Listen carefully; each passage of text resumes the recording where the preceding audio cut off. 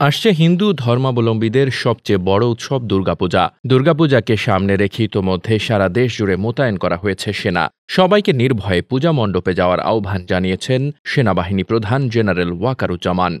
ঢাকেশ্বরী জাতীয় মন্দির পরিদর্শন শেষে সাংবাদিকদের সঙ্গে আলাপকালে এ আহ্বান জানান সেনাপ্রধান। এ সময় ওয়াকারুজ্জামান বলেন, আমরা মাঠে আছি, আপনারা নির্ভয়ে পূজা মণ্ডপে যাবেন। আমরা একটি সুন্দর পরিবেশ চাই, যেখানে আপনারা সবাই পূজা উদযাপন করতে পারবেন। তিনি আরও বলেন, এদেশে সবার সম অধিকার রয়েছে, যার যার ধর্ম শেষে পালন করবে। এর জন্য যা যা দরকার করা হবে। সেনাপ্রধানের কথায় সংখ্যালঘু সম্প্রদায়ের মানুষরা স্বস্তিতে নিঃশ্বাস নিচ্ছে।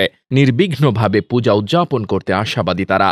বর্তমান সেনাপ্রধান দেশপ্রেমিক ওয়াকারুজ্জামান বরাবরই সকল ধর্মবর্ণের মানুষের প্রতি সহানুভূতিশীল। দল মত নির্বিশেষে এমন একজন সেনাপ্রধানই তো চেয়েছিল এদেশের মানুষ।